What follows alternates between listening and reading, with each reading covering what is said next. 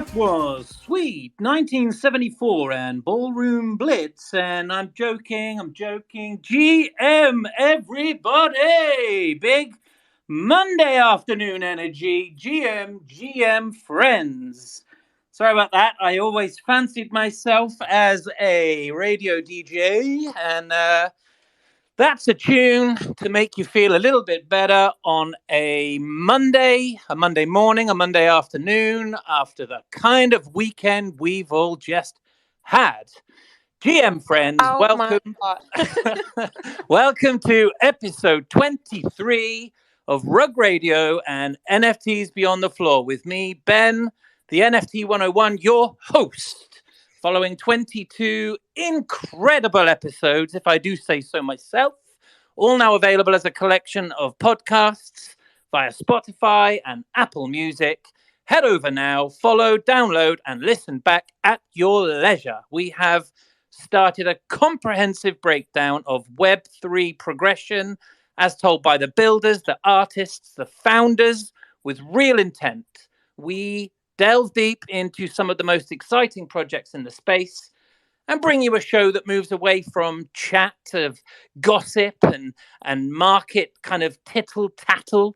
We focus on the importance of storytelling in Web3 and the power of narrative to make projects unmissable. Today on my panel, I have Tom Youngs, NFT Zerk, Spaceman, Clemente. Hello, fellas. How you doing? Oh, mate, big energy today. What, you threw us there a little bit? You was showing your age a little bit. What was that, 1960s? So it's actually 10 years older than me, I'll have you know. I think that one played at my granddad's funeral. Ah, nice one. Well, I thought it was a good high energy, We've also got Bex, who will be coming up, but she's filming at the moment. So she said she's going to join us as soon as she's finished. Welcome, fellas. How was NFT London for you all? I know the Tom, Zerk, and Spaceman, you went. We didn't go. We didn't go though. We just went to the party. No. As we always planned to. We didn't go to the actual event.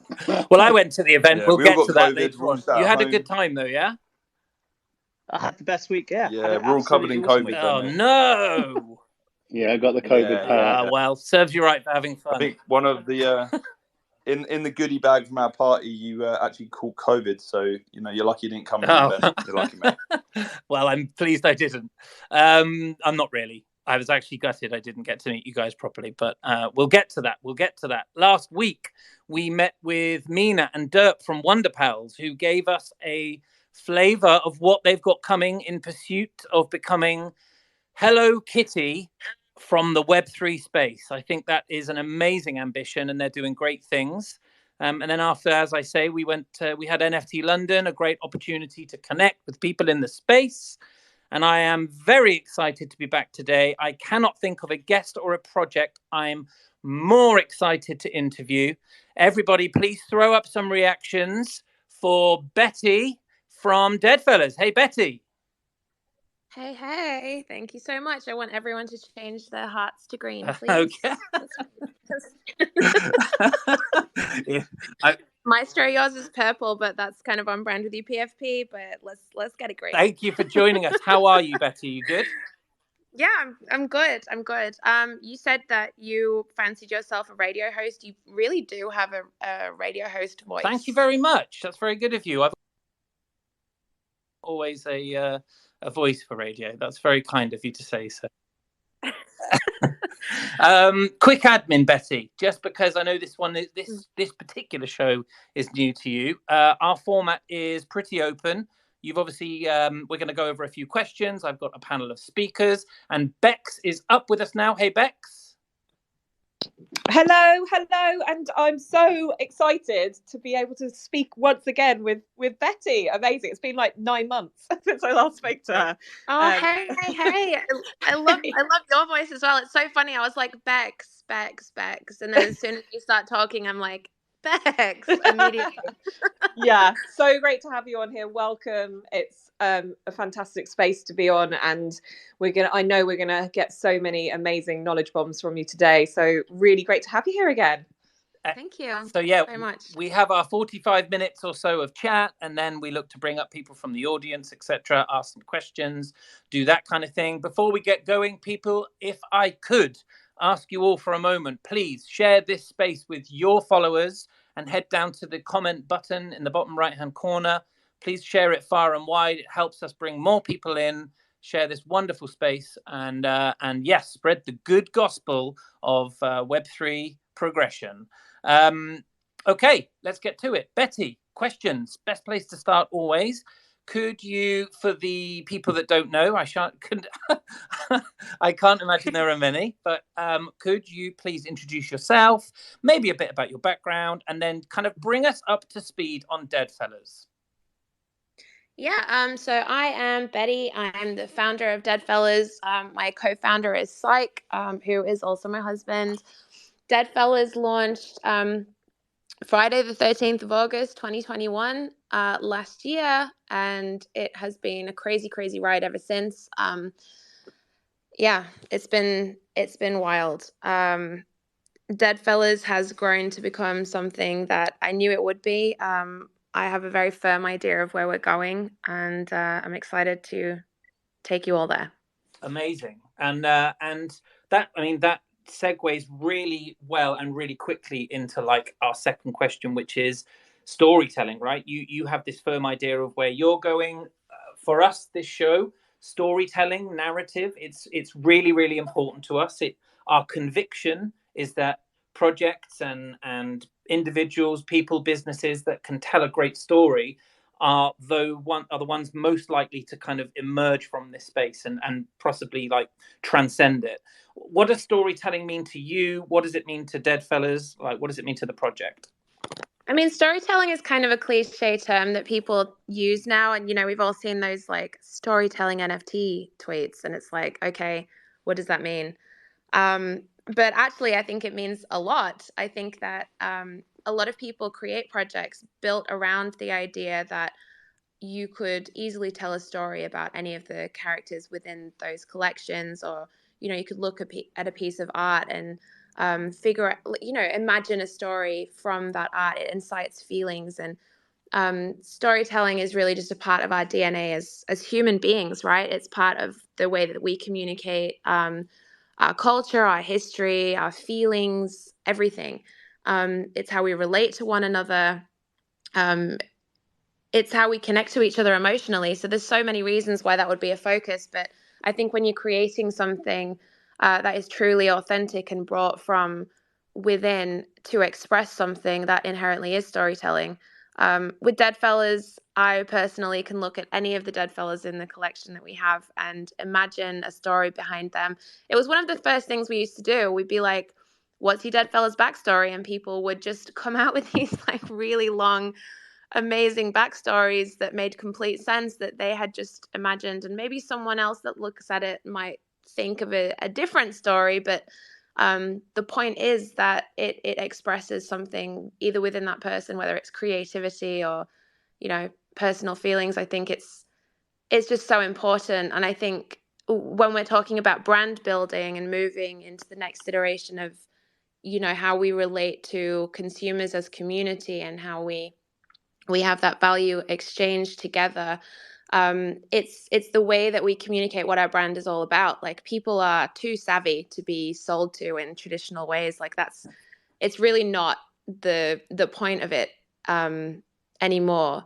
And I think that Web2 companies have started to understand that, perhaps not with a Web3 ethos, but you do see that is, you know, there's always a narrative and there's always a feeling that needs to be incited with things that they release and that sort of thing. So yeah, that's like a really long-winded way of saying that it's a focus.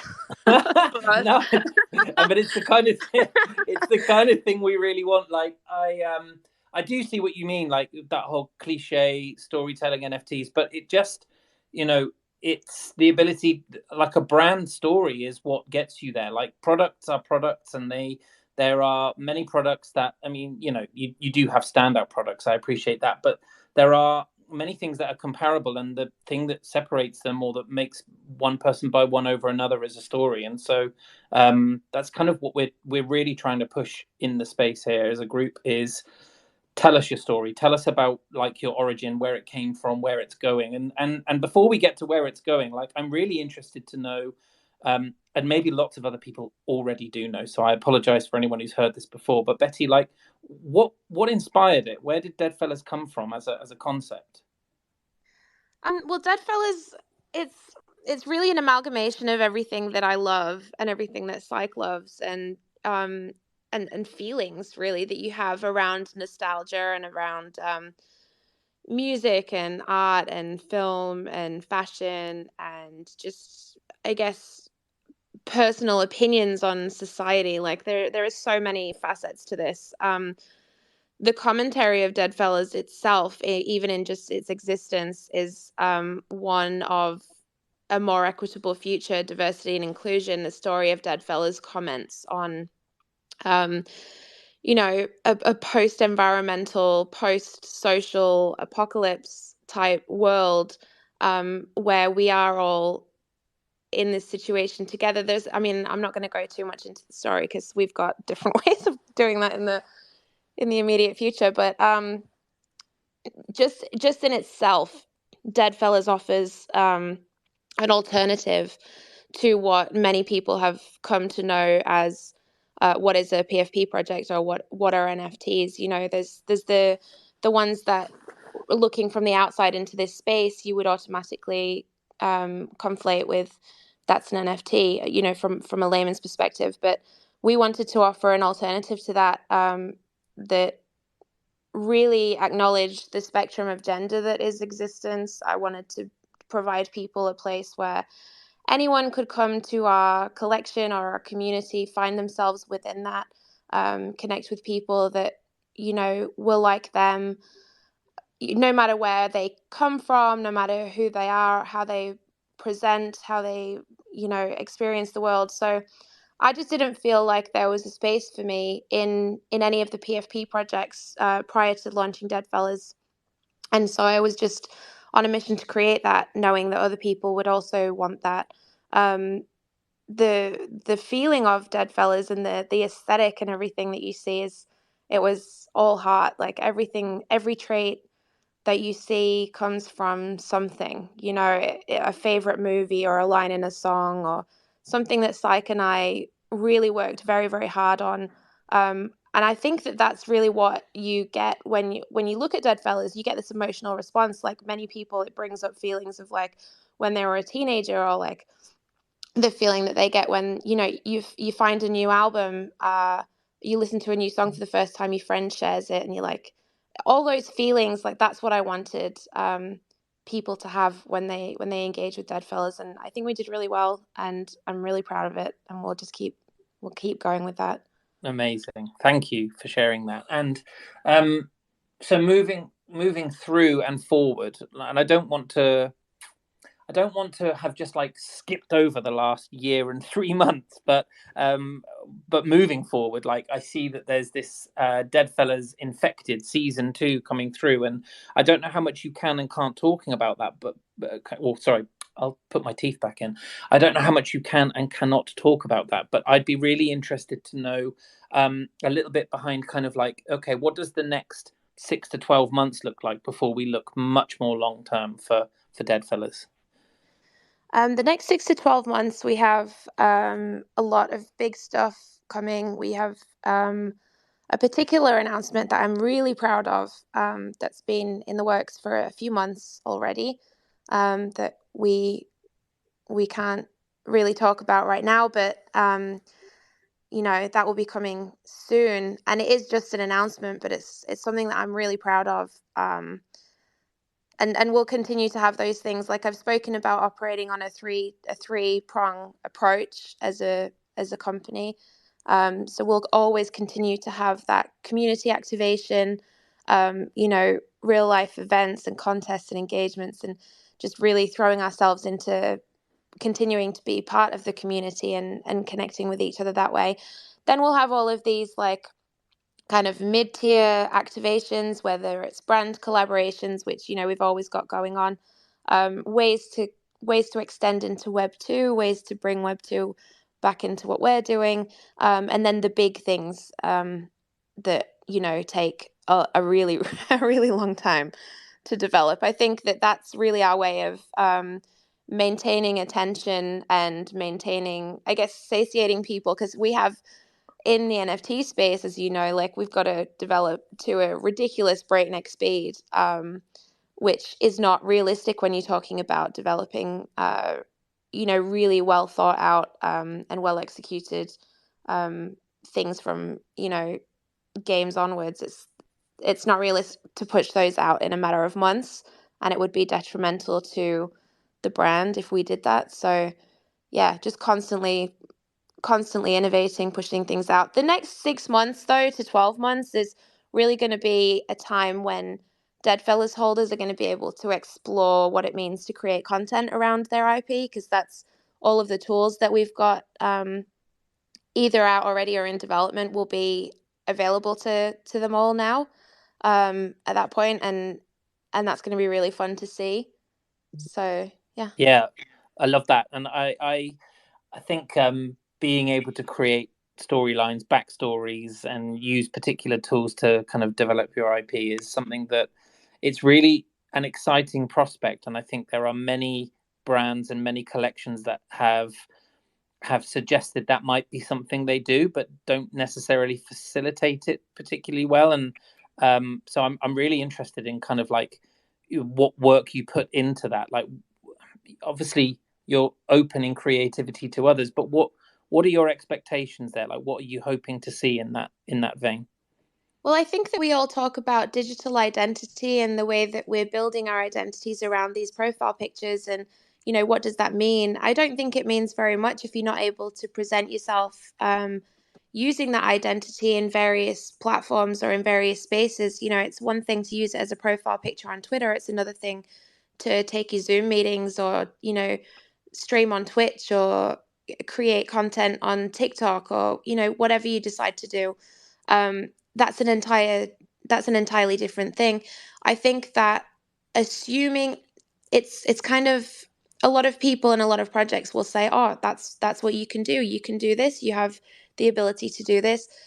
Realistically, not many people do. Like, there's a gap in access to the technology that's needed. There's a gap in knowledge. And if someone said to me, Betty, you can use this IP to stream, I'd be like, well, cool, but I don't know how to to make a streaming model. Like, okay, cool, I guess, but I'll never do that.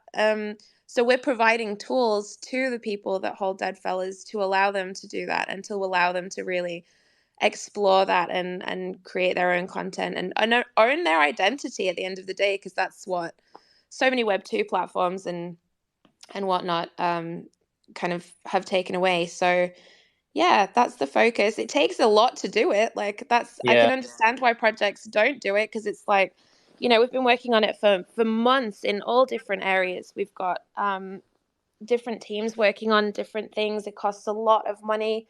It takes a lot of time. But for me, it's content is king, right? And empowering our holders to really utilize what we've given them in the IP is a priority for us. So yeah, that's what we're doing. Amazing. And like, we saw your recent Dead Zone event, which looked incredible, and we've seen announcements for collaborations with like Ledger and with Wrangler, which is massive, by the way. Like, I don't say that flippantly. Like, Wrangler, that's like a world known big brand. Like, can you give us some idea of the work you're putting into activations like that? Like, what do they take? What's the intention from a brand perspective? How do you open the doors to those kind of conversations? Like, how does that come to pass? So there's, when I'm talking about the different approaches of development, like that is so important. People will say, what's the reason behind having events? Like, why focus on that? Why spend money on that? Events and the activation in real life of what, the turning the digital into the tangible and having that as an immersive experience for people to feel the community and feel what's going on and feel, the world that we've created in real life. is very special. It's not just for holders, it's not just for people that are in the community to come together and have a good time, which is honestly amazing, really amazing. It's showcasing us as a brand. It showcases what we're all about. It's really inviting people into our world in a new setting. You know, brands might not come to this Twitter space. They might not come listen to me chat on Discord. They might not come and listen to podcasts or whatever I'm doing. It's another way for people. It's like a touch point for us that really shows off what's happening here, the culture that we've created and everything. And that's where, honestly, like most of the most amazing opportunities that we've had and the most incredible conversations have come from following these events.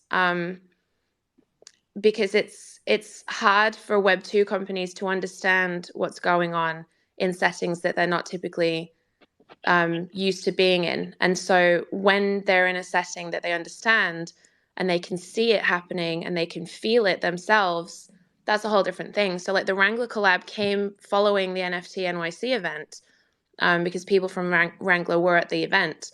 The Halloween event, again, people were at that event. I didn't realize they were there. They were there. I have received many crazy emails since. It's all, I mean, there's so many reasons why it's important for us to focus on that. It's not a waste of money or a waste of resources. It is marketing at the end of the day as well. So, and it's all strategic.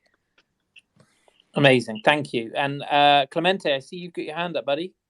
Yeah, on that quick note, and by the way, Betty, I had horrible FOMO. I'm over here in Seattle, but I wasn't able to make it to LA. But it looked like an absolute blast. But one of the things that I am curious about is from a financing point of view, in terms of the event. Obviously, I can't imagine it's a cheap event to host and to throw.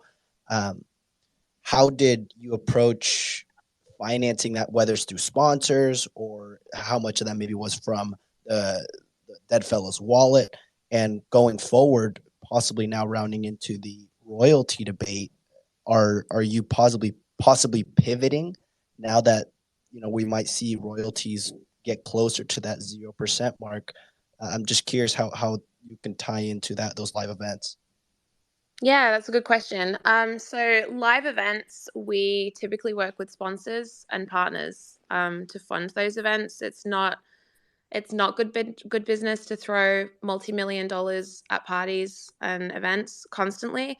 But it is in the interest of brands and of companies that sponsor the event to be part of that too, because it benefits them and it benefits us. There's that, that value exchange that we speak about extends to that situation. So when we're aligning ourselves with companies that come in and help activate at these events, it really signifies a relationship, right? Like, so for example, DraftKings was one of the sponsors for NFT NYC. We hadn't done anything with DraftKings prior to that publicly. It marked the start of our relationship. It exposed our community to DraftKings. DraftKings were in turn exposed to the Deadfellaz community. And then we were already working together behind the scenes on the Rainmakers collab with DraftKings marketplace. And so it's always something like that. Like, it's like Ledger being at the Halloween party, right? Like, we're working with Ledger. It's of benefit to our community for Ledger to be in that space, vice versa.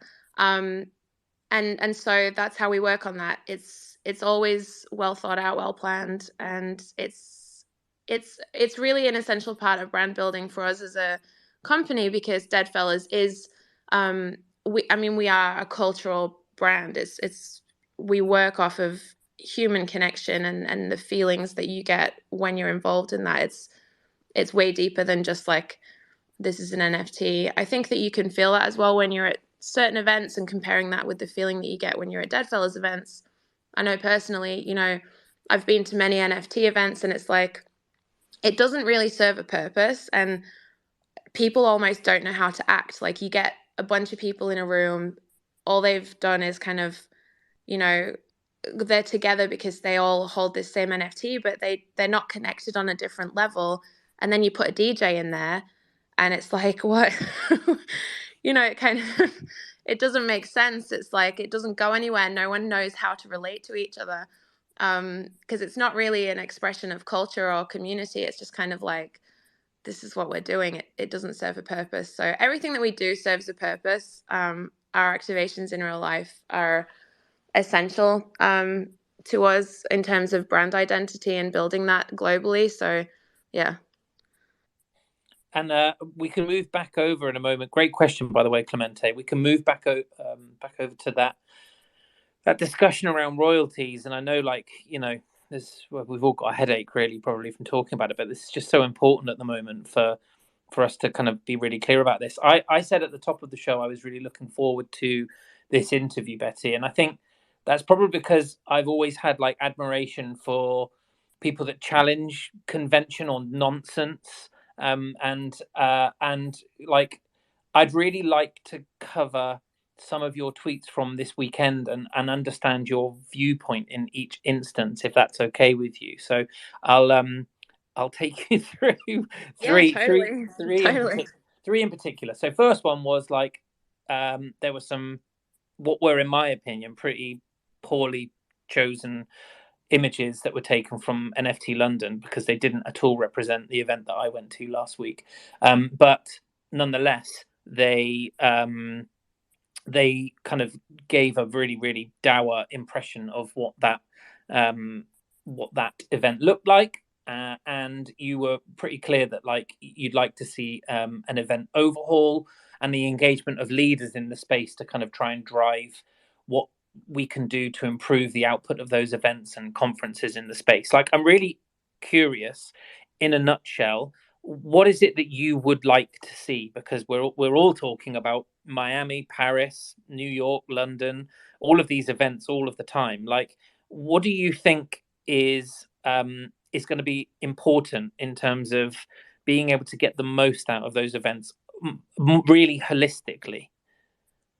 Yeah, so when I think about these events, I especially the large conferences, with upwards of 1,000 speakers, I really look at what is the value that people are deriving from actually attending those talks. Because to me, a conversation that is, 10 to 20 minutes with multiple speakers, no points are going to be made. You're going to get through introductions, maybe a surface level statement, if that.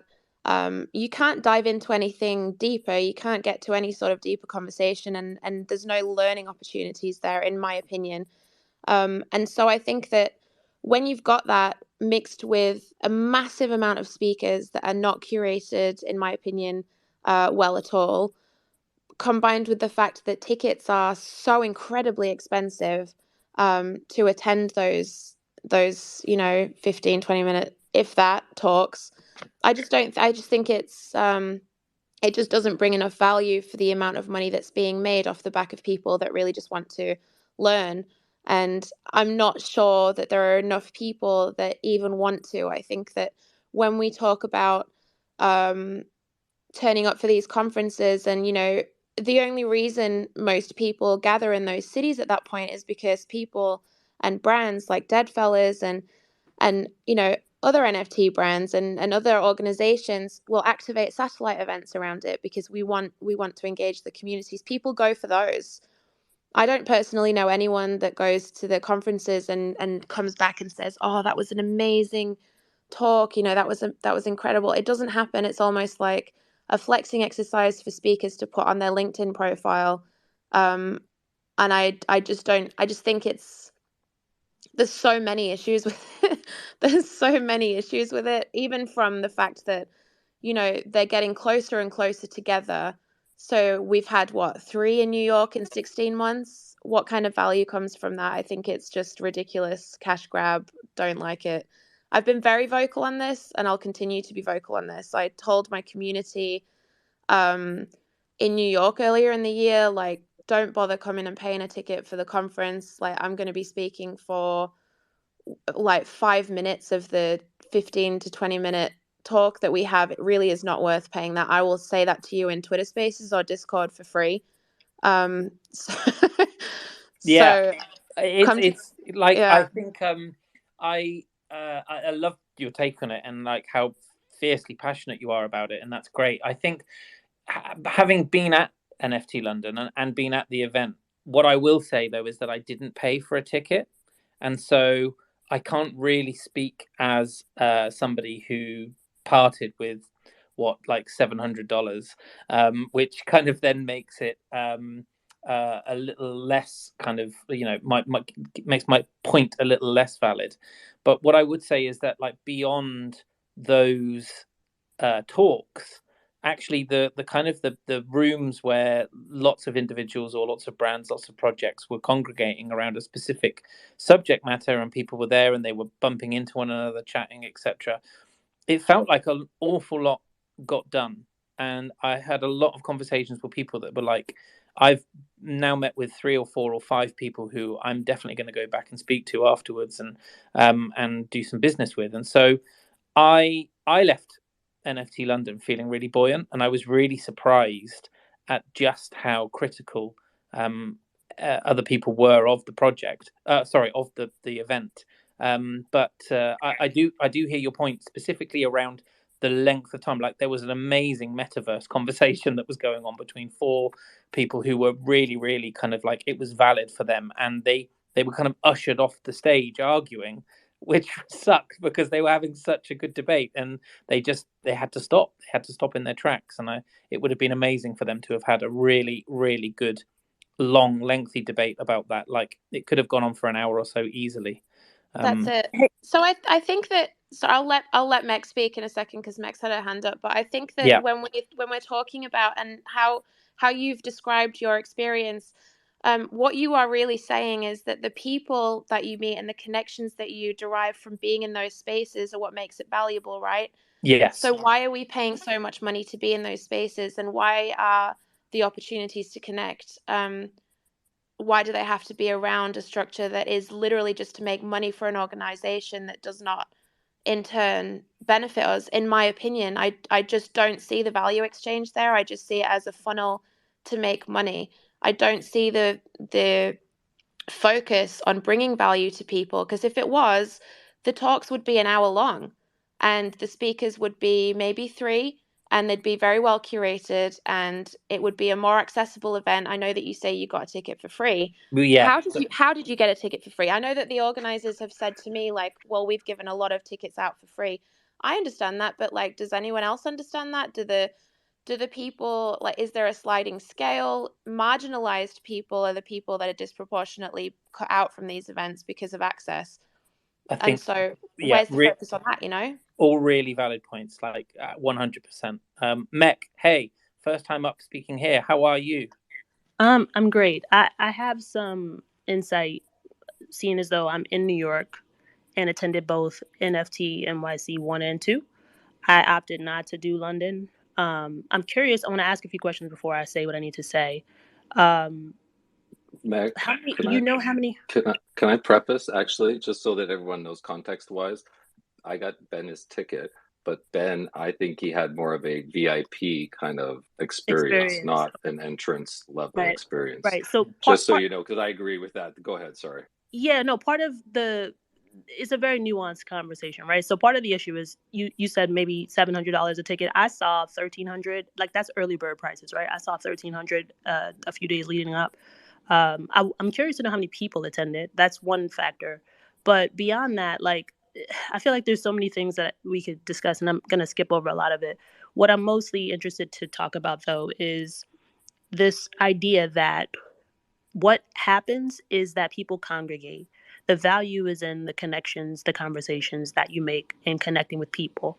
So much of what I enjoy about that specific conference doesn't happen at the conference. The first year, I didn't go to the site at all. I think there were 3 different sites. I never once was in any of the buildings that any of the talks were happening. I had an amazing time. I spoke on 3 satellite panels.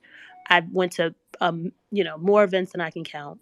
And it had nothing to do with me paying a ticket to go to do anything. Right now, granted, I'm, maybe a little more tapped into what's going on. So I had good access. I was on, the list to get into some things that were hard to get into.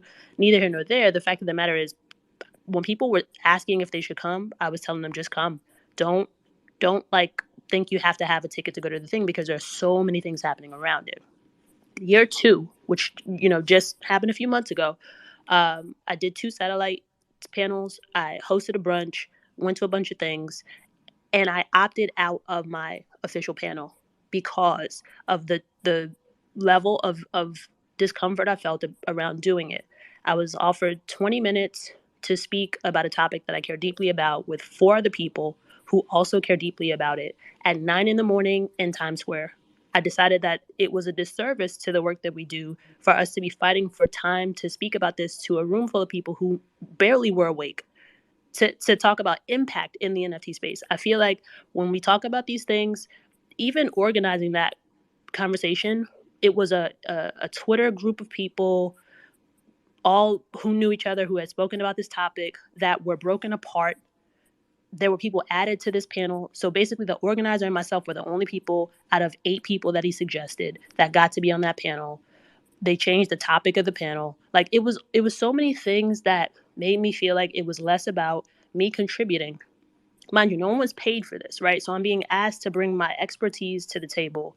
I'm being given very little time to speak about a very important topic. And at the same time, alongside 600 other speakers, they overbook the number of people to basically cast a wide net and reel people in. And the reality of it is, the best things happen outside of those spaces. The best conversations that I've had, the best interactions that I've had, none of that happened in any of their spaces. And what I'm saying to you is, like, I didn't opt to do London, mostly because it would have been an expense that would have put me in a situation where I'm sure I would have had a great time, but I also would have felt like I was put out. I think when we talk about these things, they need to be more curated. They need to be more focused on individual conversations and the impact that those have on the space, and not just corralling a shit ton of people who are not really all that active in the space, that want to sell wares, goods, projects, and bullshit to whoever's willing to pay. And that's great. I mean, that's really insightful, and I really appreciate you coming up. It's it's interesting because, yeah, as I say, my experience of it was probably not really valid in terms of somebody that might have just wanted to go along and learn what they could. I went there with purpose and with Rug Radio, and was able to kind of slip around that, but I totally understand where you're coming from, and I think the idea of curation is really, really one that needs ironing out with the company that's either the company that's pulling it together, or with some other people coming forward with better options. Bex, hey. Hello.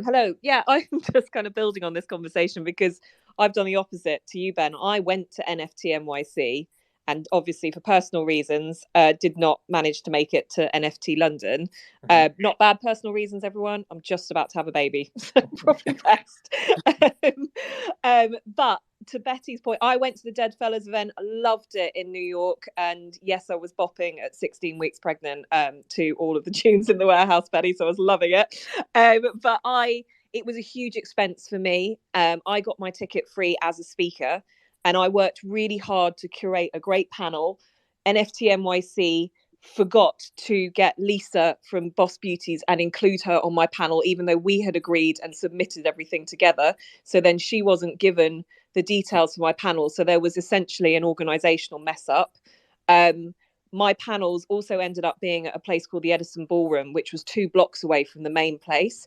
So not only did people not come to my panel that I flew across the Atlantic for, but it was positioned completely incorrectly as well. And so I'd spent a lot of money, and I brought 2 members of my team across with me, one to kind of do commercial outreach and one to be there as a bit of a support. And I was like, I lost the faith a little bit in the event itself, but the satellite events, like the Deadfellaz events, I managed to get to Ape Fest. I went to the World of Women event. If I hadn't have gone to those as a wallet holder, as an NFT holder, I wouldn't have got any value out of that, and I would have felt really hard done by. But I don't think that is enough to entice people to go over there. And especially when I went there to also learn from everyone else on the panel. Now, everyone else that's speaking, to only find myself in conversations which essentially were shill stations for people who were dressing up interesting conversations like how to migrate the next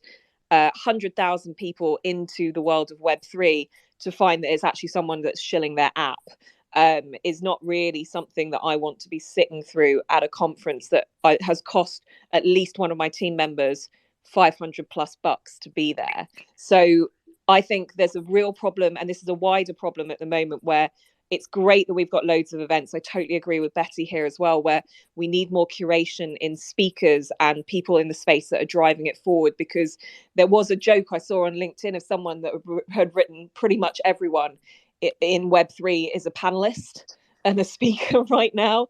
And I think that is quite representative of the space. And I think knowing who to trust and who not to trust and who's a good piece of person of authority in this space is going to be something that we all need to work on. But I just wanted to kind of throw my 2 pennies worth in for that as well, because it's made my mind up to actually not go to NFT NYC next year. As a result, it's in April, and it's less than a year since the last one, and the other one was less than a year since the one before that, and it's just going to keep going and they're going to have 1,000 speakers, which I think is bonkers. So here's the other thing is, so they reached out to someone who on my team, basically wondering why I had tweeted a certain thing recently, and they understand why I'm tweeting these things, and because I've openly said this for a long time. So it's like and there are lots of other people saying these things. It's not just me that holds this view. You know, you're saying the exact same thing that I think. Mech is saying the same thing. I'm sure Ed will say the same thing. All of these people, we know, we all have the same opinion. Whereas, why the hell would someone go and pay over £1,000 to listen to a 10-minute, I don't know even what to call it, because it's couldn't be called a discussion, when you can get that literally for free in your bed on Twitter Spaces every day? Like, you know, you don't need to travel. It's literally on Twitter Spaces. So how do we bring the value? The value that everyone talks about is in the satellite events. So why aren't we as founders and creators having people congregate around that and bringing actual value instead? There's lots and lots of people working on this in the background. I know lots of people have reached out, so I am hopeful.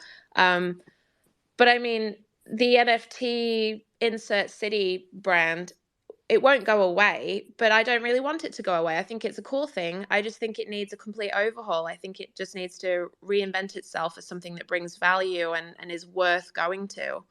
Hey, Ed. Do you think, sorry, no, Ed, you go for it first, buddy. Oh, you sure? Yeah, man, carry on. No. He said buddy. He said buddy. That's a good thing. Two things I definitely want to point out. I don't think we give enough flowers to Betty, who legit puts herself like on the line sometimes of like trying to uplift and support ideas and opinions that tend to get dismissed from the marginalized or people that don't have voices. And she does that a lot, and I've been seeing it way more. And I just want to say thank you, Betty. Thanks, Ed. No, I mean it's really fucking annoying, and you just deserve it all. 2, I never got contacted by panels, and maybe they always knew not to contact me because it would have been a hell to the no, very quick. Because it's legit, honestly, and it's so sad. It's really a waste of time. It's crazy because it's like, in a way, it's like the fake news area of like the NFT space. Some of them are not even giving out like actual intellectual information. It's just like a whole bunch of shit. Like, and we're like, wait, no, that's absolutely wrong. And so what? Like, there's people who are like new. I've had people that were like new to the space. They're like, hey, I'm gonna go to NFT NYC. They bought their ticket. And I was like, wait, why would you do that? Like, but I'm like, of course they don't know. And I'm like, how the hell are they getting to these people without like? And I'm not, you know, we have Twitter Spaces, and I'm trying to onboard, and they get like, what, already able to onboard these people and get them to these conferences where they're not learning anything. And I don't know, it's this huge divide. And I know I'm like pretty much like, you know, reiterating what everyone has said, but I definitely think that money that's going to these conferences really should be going to these satellites, and people should find ways to sponsor these events. Like, you know, I went to NFTC and I was incredible. And of course, the Deadfellaz event in NYC legit was hands down one of the best like events as well. And it was an incredible experience. And I'm like, man, this is exactly what we need. If we're out here trying to be, you know, doing innovation and tech and all these things, why not try to bring that IRL? Like, this is what the goal we're trying to do. And I mean, Deadfellaz is legit always on that. I mean, Betty's legit someone who's like, you know, you can just tell she like psyched all about, you know what, I need to, I need to bring this to life. And I love it because, man, it's like the Missy Elliott with her videos. Like, she's like all over the place with it, but it's like, yo, that's so dope. I haven't seen it. And that's kind of how Betty is too. Like, it's just like Did you just compare me to Missy Elliott? Oh my God. Literally, Missy Elliott is one of my absolute heroes, creativity, all-time favorite, creatively, and like as a woman and as a creator, and like it's Ed. Goddamn. Well, it's because you have to see like how people like think, and I'm like, oh, I'm always like seeing like, okay, Betty's definitely always trying to do something different and something like no one has thought about, and it's like, and you really care about that. It's just, and you can see like, oh, I'm gonna do something, and people are like, what's she gonna do? And she does it, and you're like, oh, okay, yeah, you know. And so I love that because Missy Elliott is exactly, you don't know what she's gonna do, but you know she's gonna do something, and it's gonna be crazy. And I think that's the goal, though, like to be able to have those opportunities and to have people want to support that, because that's kind of what we want to do. We want to make experiences IRL. So yeah, thank you for letting me talk. I just wanted, you know, this conversation is incredible, and I love y'all. Ed, thanks for coming up. Really appreciate it. Spaceman, I see you've got your hand up there, waiting patiently, and then I'm going to try and bring it back and remember that I have some questions for Betty. Well, no, not at all, man. It's a great conversation. I love it.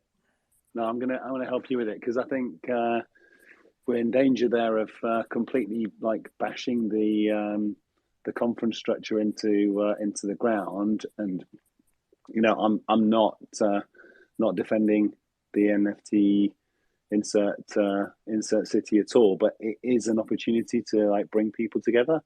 And you know, I've been lucky enough to go to 8 Fest. I've been lucky enough to go to the Psych House with PA earlier in the year with in London. Our friends at HAPE throwing an amazing party, the Unorthodox Party, tons of other activities, opportunities to meet like so many people, have beautiful lunches and you know, drinks out and just sitting and chilling with friends. So I think, you know, the smart move here is to use these opportunities where people are gathering to like hook up with your mates and meet new people and, you know, build stuff. And you know, I think that's just my point, to try and sort of balance the conversation a little bit. I love that so much, but I would say that I would prefer people to gather around something that's bringing value. I feel like the value of the conferences right now is being derived from those amazing connections and opportunities that people get. Because I understand, I love it too. Like I did not know. Do you know what? In fact, I'm going to give a good example of what I think of people that I think are doing it right. So Gary V. Yeah. Right. Gary V with VCon. I didn't know what to expect. I went into it thinking, what the hell is this going to be? I had low expectations, if I'm going to be completely honest. I did not know what was going on. I got there and it was amazing. I loved it. I had the best time. It was so different to other conference structures in that it did actually bring value. The talks were curated. They did bring insightful discussion. Everyone was together. Multiple projects were activating within the same space. It felt really, really good to be there. Another one is which I haven't been to yet, but I'm part of and quite happily, you know, part of, is NFT Paris, where NFT Paris, the talks are much longer. The speaker list is so much smaller. They're paying their speakers for their time, which is another thing. Speakers, as Bex was saying, like, people are investing a lot of money to be here, and we're in a bear market. Like, you know, it's a big outlay for a lot of people.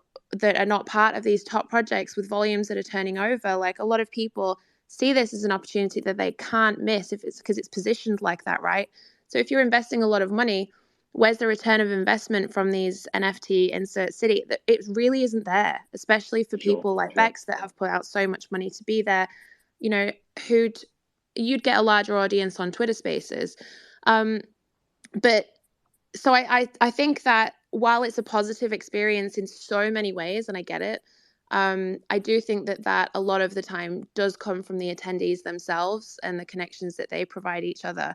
And I think that the actual structure of the conferences needs to be overhauled to rethink what value they bring. Anyway, we're going to move on because I know Ben has we could have a whole hour on this. But maybe That's what I was saying to Ben. We should just do that. Yeah, maybe we should. Like, it is really, it's such an important point, and the little kind of like devil's advocate thing I was going to say, but I let Ed go is, like, do you think potentially that some satellite events draw quality away from the main event? And I say that kind of tongue in cheek because if the way that these events are pulling it together is 20 minutes, 4 people on the stage, you get kind of like to say hello, make a point and leave again, then I think we all know the answer. But sometimes, I don't know, like it feels like there isn't a great deal of a thought going into how everyone gets brought together for these things. And so the idea that it's about... Can I add something, Ben? I would go say for it, that Patrick. Betty is the most perfect example of someone who operates with intention. If you ever go to any event she ever puts on of any size, you will see what the fuck intention looks like. And everyone else can look at that as the standard, rather than, I think, too much we look at the standard of maybe what's most popular rather than what's most valuable to the community. I appreciate you so much, Betty. Oh, thank you. Nice one, Patrick. Tom, you'll go.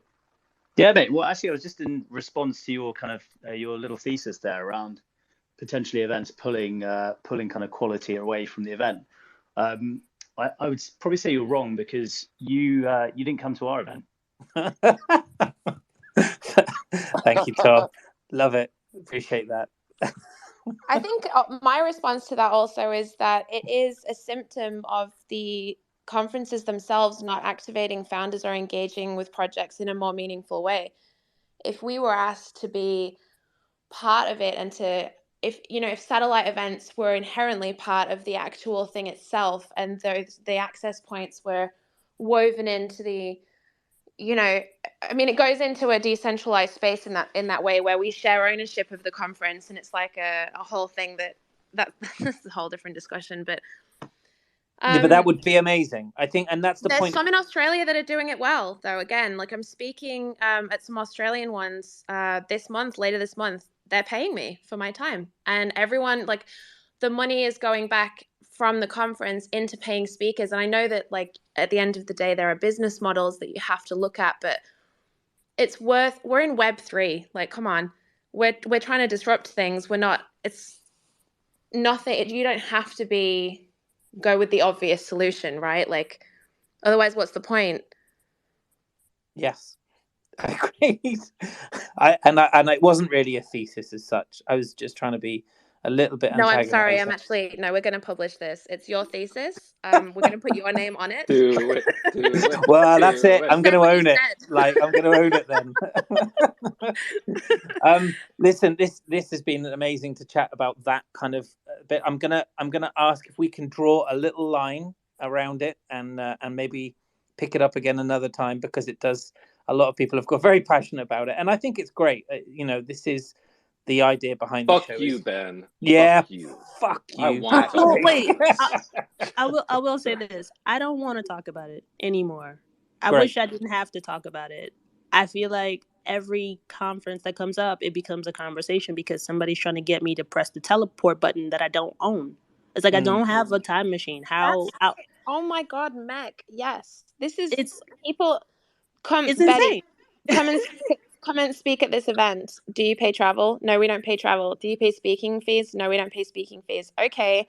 So what's really being asked is I'm expected to invest time which is money at the end of the day. When I'm running a project and I'm running a brand, I'm taking time not just away from my team, my work, my community, the projects that I'm working on, but also physically traveling away from my family. I'm leaving my children. Like there's and that's just not valuable. That's not even acknowledged as something that is worth paying for. And it's like, it's just, so if, to me, like right now, unless it's for a cause that I really truly think like, yeah, I'm gonna do that. Like if it's not paid, I'm not going. That's it. But here's this. Add to that the fact that they're selling tickets and they want you to add value to the thing that they are selling tickets to, and they can't find the money. It's like, what do you mean you don't have money? You're going to sell more tickets if I come, right? Like more people who want to see me speaking. That's why you're asking, right? You're asking because you want me to bring value, but you can't figure out how to take some of the money that is coming from the tickets that you're going to sell because I'm coming to pay for me to get there. I don't have a teleport machine. What I'm excited about this. What did Portal change their name to? That like hologram thing? Like that's going to be the new thing. It's just like, do y'all have a hologram set up? Because I have a hologram set up, and I'll speak from my living room to this group of people, but I'm not getting on a plane. I'm not inconveniencing myself for the 10 minutes. Even in New York, the satellite event I did, 7 women were on the stage and we had 20 minutes. It was ridiculous. 6. It was 6, but someone decided they wanted to add themselves and the moderator stood the entire time. So when I talk about what I will and won't do, I'm fine with that in the context that it was in New York and I didn't have to travel to do it. And it was, a minor inconvenience compared to me having to go across the globe. But realistically, like the way people ask without consideration for what they're asking is I've never seen it before in my life. Thank you, Mech. Appreciate it. And when you figure out the teleportation button, like hook me up because that sounds amazing. Thank you. Betty, I'm going to move on to another thing that you spoke about. And I wonder if it gets as many people excited and eager to share their view. Because I'm going to talk about OpenSea royalty misinformation. Okay. Oh, Lord. Let's go. Buckle up, guys. Look, I'm really, like, you met with them yesterday. Like, I'm really curious. Like, let's forget about what might be. Let's forget just for a moment. And I feel like when I say those things, I say them flippantly, and I really don't mean to. Between November the 8th and December the 8th, there's going to be a whole load of this. And so what I'm actually asking you, the guest, is what are your hopes for the space when it comes to royalties? Like long term, what would you like to see given to the masses in terms of like their options? I think that when we look at the decentralized nature of the space and when we're looking at defending decentralization, we're looking at it from the wrong angle with royalties right now, and they're skewing towards people that are buying NFTs. The reason I am here, the reason I have done what I have done and why Deadfellaz is what Deadfellaz is, and the same that this can be applied to every single project that you know now that has delivered anything. It's because of royalties. It's because the value of creative work that I have put out has been returned in part, where I have been able to circulate that back out as value again. It's this circular value exchange. I speak about this a lot. If you break that, the ecosystem is broken and something will tip. I don't know what that is, but I know that the speed that we're expected to work in this space will be halted completely, because projects, we speak about a lot of flippers and people that are collectors will say, well, you need to focus on building a brand and look at diversifying income streams. I have done that aggressively since we started, to the point where I haven't had a day off. I'm working at the fullest speed that I can, and I'm doing very, very well. And that's why the results that I am showcasing now are even around. That's the people ask, how have you gotten these partnerships? Because I work fucking hard. That's why. But because I've been empowered by royalties, to do so as well. Like everything that holders in Deadfellaz receive, you know, whether it's the streaming avatars that they get, or like anything that we do, it's because of what we've been empowered to do by people valuing the creative work that we put out, us in turn returning that. It's like, I don't understand how people can't see that. And when we talk about removing royalties, we literally infer then that what has been put out loses value, and that we must continue to mint things out, right? That's what people will end up having to do if this happens. People with existing collections, the value of those existing collections will decline, and people will have to continue to create minting things in order to turn over a revenue. It will just be, that's how people create money, because realistically most people cannot build a brand in this time. I've managed to do it, but I still have a long way to go. A lot of people in the space have managed to do it, but they still have a long way to go. You know, Doodles, Apes, everyone, we're really, really young. We're really young. And we still have a lot to prove in terms of the global market. We operate very much within a bubble right now, where you know, our experience is like absolute truth, but that's not realistic. You know, you can go outside right now and say, hey, what's an NFT? And they'll be like, I don't know, like a monkey picture, I don't know. You know, it's, people don't know. And so it's our job to do that. You can't create alternate revenue streams without having invested a large amount of money. Where is that coming from? If we remove royalties, it means we have to increase mint prices. Deadfellaz was priced at 0.025, which was about $50 at the time. We did that intentionally so that we could allow people access that when, you know, people were being blocked from other high mint prices. I know throughout this space, we've seen everything from free mints to like 3 ETH mints. There are projects that have made multi-millions on mint. Deadfellaz did not. We made about 700,000, which was again put straight back into Deadfellaz. It's just I don't know. It's, the conversation is so incredibly frustrating for so many reasons, not just as a founder, but as a creator and as a collector and as a participant in the space.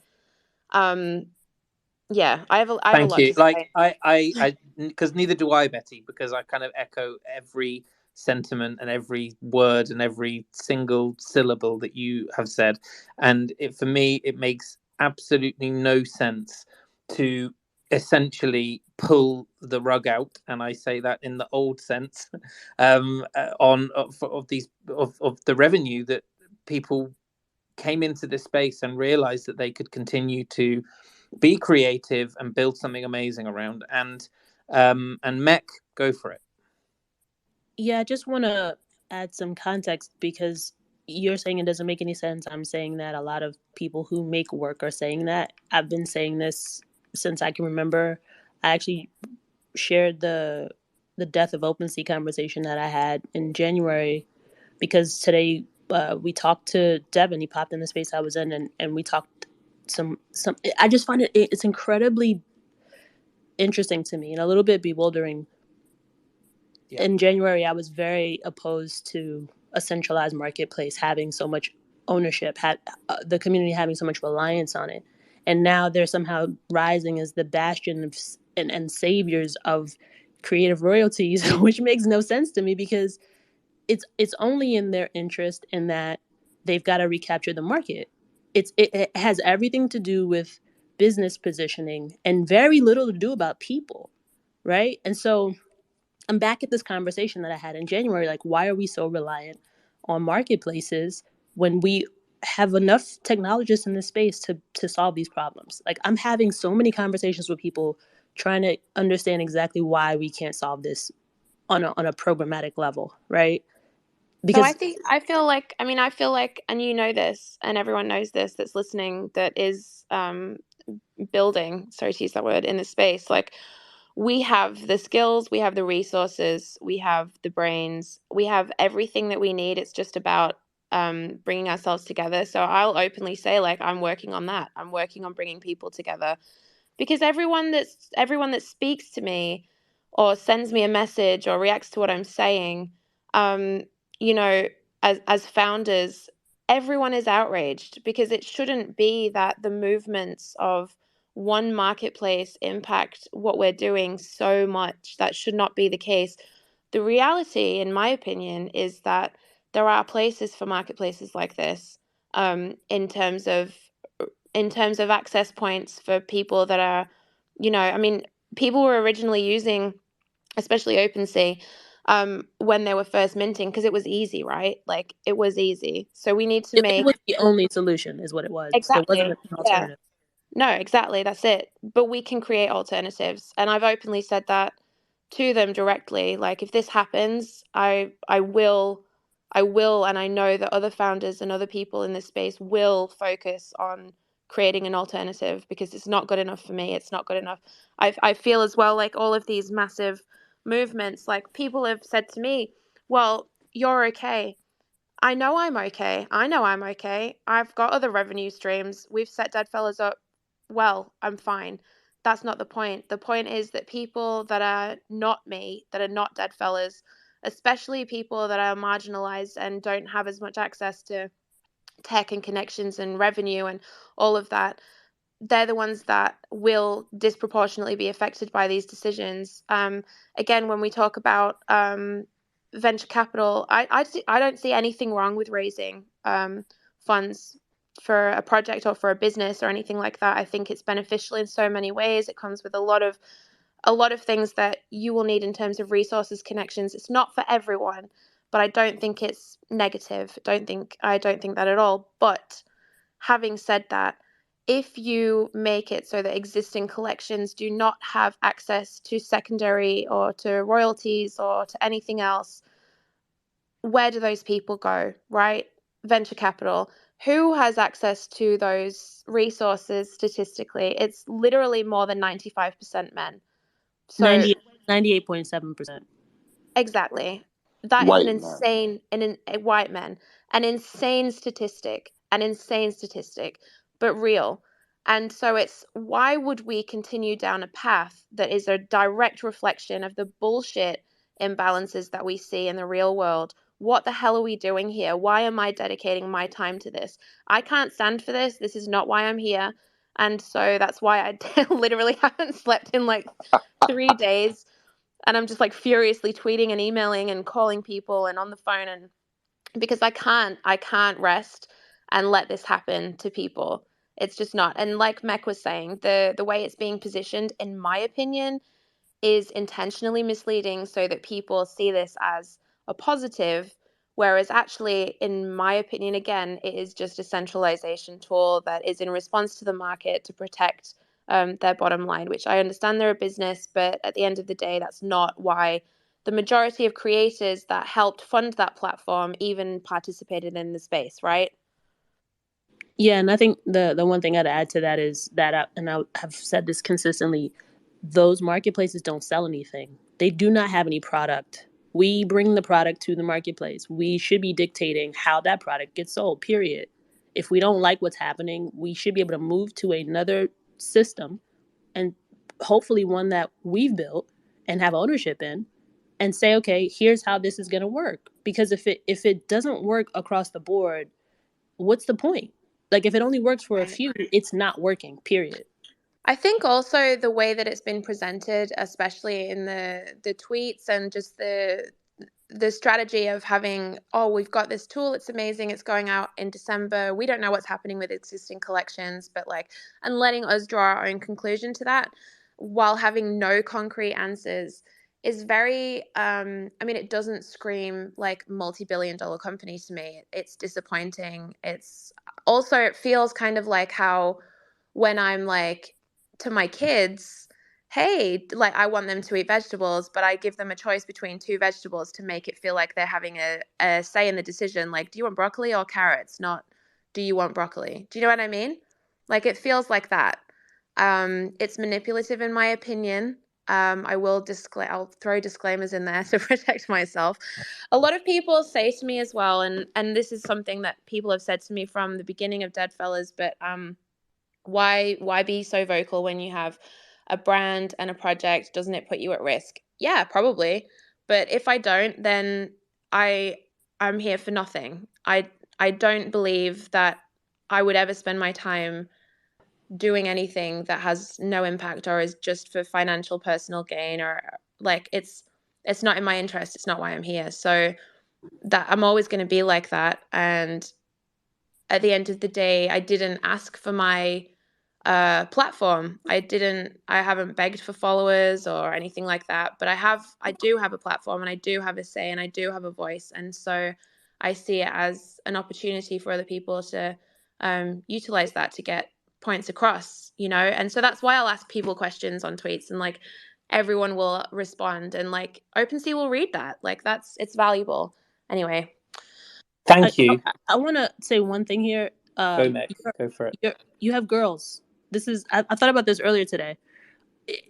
I often have this conversation where like there are men who have daughters, and then they have these realizations where they're like, I gotta build a better world for the girls because now they have context. But it's like being a woman and also having girls I can't imagine, because I'm upset and I don't have any girls. Like I don't have any children. I'm upset just for myself. And you have to be upset for you, and then the world that you have impact on. Yeah. Right. So it's like, I can't imagine the level of frustration, because it is just insanity. It literally is trying to do the same exact thing that we've been doing and expecting a different result. And it's like, no. And I think the more power I get in this space, the louder I get and the more upset I get, because it will push. There's a lot of people pushing in a direction that makes zero sense for the end goal, But and it's why I feel for you. I'm like, I know what my mental health looks like. I just like think about everybody's particular point of view of it, and I'm just like, I don't know what that's like, but whatever's happening right now is trash in my opinion. And there are a lot of things that happen in the world that I'm not on board with, but I have so much capacity to push change here that like I refuse. But it's also why I came up here and said what I had to say for Betty, because I'm not even gonna lie. Like, I'm not gonna, like, this is like Betty. This is like, how many times has Betty like legit stood up and done things and has received threats and DMs? I'm like seeing people who get and I'm not saying like everyone should get threats or whatever, but Betty's been getting threats and stuff like that in the DMs. She's not new to this. She's true to this. So like sometimes I see people and they're like, "Oh, people are threatening me." I'm like, yo, you must not know about people out here who's been getting them since day motherfucking one, when they just said, hey, you should respect women. Legit. Just like, and would do it constantly. And it's always just like, well, I have to do this because if I'm not, I have a platform. I know what I can do. So like even with this OpenSea issue and stuff like that, like of course it would be Betty, like to be like, hey, I'm doing what I gotta do. I'm here for the good fight. And I know Betty's not the only one. There's so many others, but it's why I started with the coming up here and saying no. And I know flowers is everyone says that, but you definitely deserve them, and we don't give enough. And I just want to say thank you for all that you're doing. And Betty is definitely fighting. I did want to say, a lot of times too, when it came to like the bear market, everyone was saying, hey, a lot of these founders were not good with their money. They were too busy. They were too like in the bull and whatever. And it's looking like these marketplaces also weren't good with their money as well. Because as we can see, like how they're moving and like what they're doing, they didn't know how to like bring this in of like, oh, what was to happen if it was a bear, if this was to happen, and so we're seeing that, and we're seeing that we are the ones who are being taken advantage of. But yeah, I've been, it's also getting to the point where I'm like, I'm tired of these platforms. I'm tired of fighting with platforms. Exactly, babe. I didn't come here to fight with platforms. I came here to build and to understand this new type of ecosystem that we're trying to make here, and to honestly also culture that I feel like everyone's missing. And if we had culture, if people cared about it, this wouldn't be conversations. We wouldn't be out here fighting for this. But because there's it's missing, people are going straight for hype versus like culture. Why is it missing? It's back to that, because the money that funds this space is given to 98.7% of white. The culture is missing. Yes. Right? You cut out there a little bit, Mick, I think. I'm so sorry. No, I was just saying that the money that funds the space is going to... So okay, let me give you some quick stats. In 2020, $120 billion in venture capital was raised. It doubled in 2021. $330-ish billion was raised in venture capital in 2021. 98.7% of that went to white men. That's in the U.S. We're coming up on 500 billion this year. In Q3 of this year, right? Just numbers, Crunchbase numbers, you can go Google this for yourself.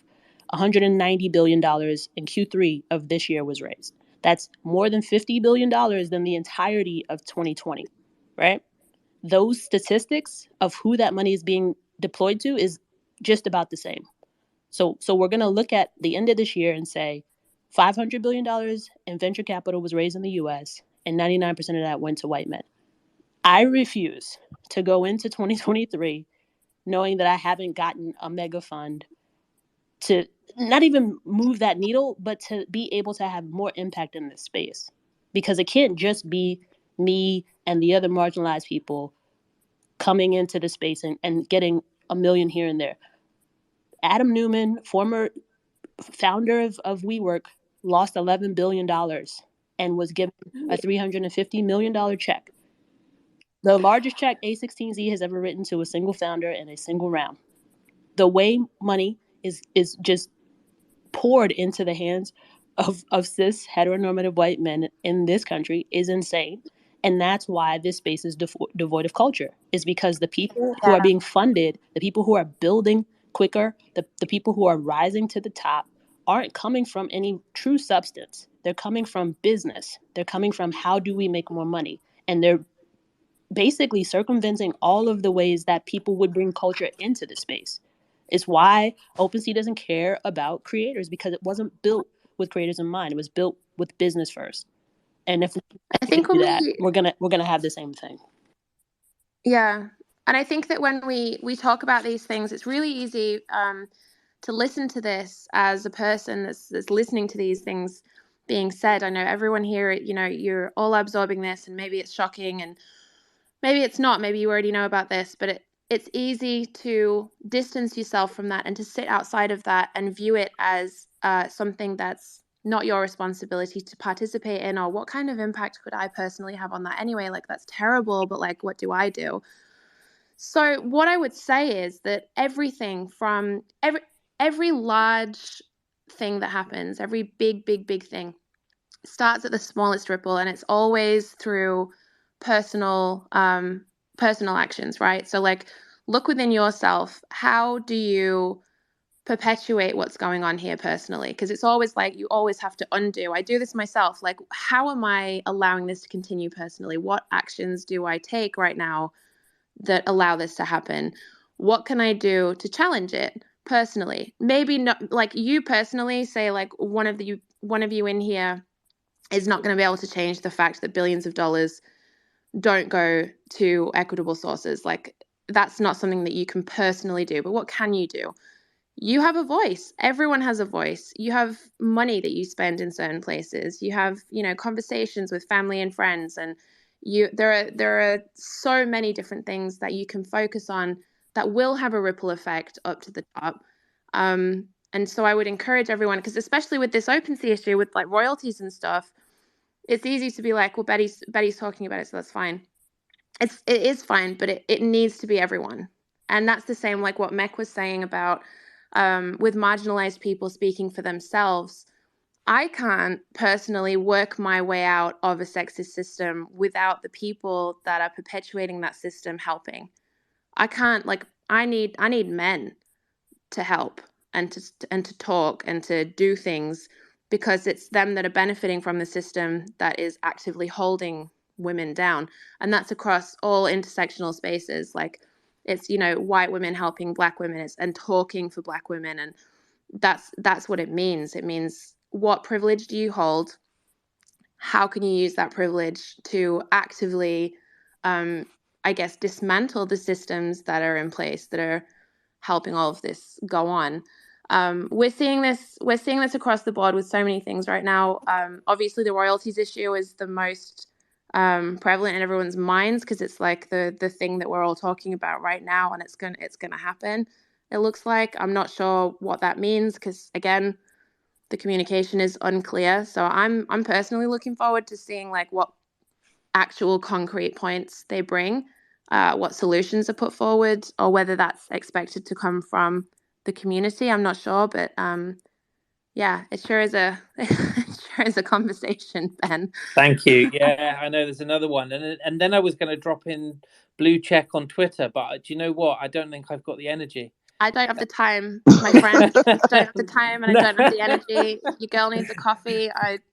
Yeah, no, listen, Betty, if it's okay, like maybe in like, I don't know, like 4 or 5 months or something, when you have your next iteration of things going on, like I'd love to have you come back and we can do this all again. I'm certain we could talk forever. I've DM'd Ed in the meantime and asked him to come up. Mech, I'd love it if you could follow me. I'd love to feature you on an episode of the show as well. These are the conversations that we're really, really desperate to have, and so to have so many of you come up at once and contribute, honestly, it's been absolutely fantastic. Unfortunately, I actually needed to go about 15 minutes ago, but I wouldn't ever stop it. But I am going to pull it short now, and you'll all think I'm crazy because I've got so many cool people up on stage. But there you are. That's life. I need to go as well. Yeah. But I just want to say, Betty, I am so grateful for you coming up. I'm so grateful for your honesty as ever. You are a fierce defender of the Web3 space, and that is why I wanted you here. Deadfellaz aside, which is also an amazing project. So thank you for your honesty and your time. And to everybody else who came up, Ed, Bex, Nikita, Clemente, Mech, absolutely amazing to speak with you. I've been a fan for a long time. Zerk, Tom, Patrick, thank you all so much for coming up. I'm gonna pull it down there and say thank you all and have a wonderful, wonderful evening. GM to you all. Thank you. Awesome. Bye, everybody. Thank you, everyone, guys.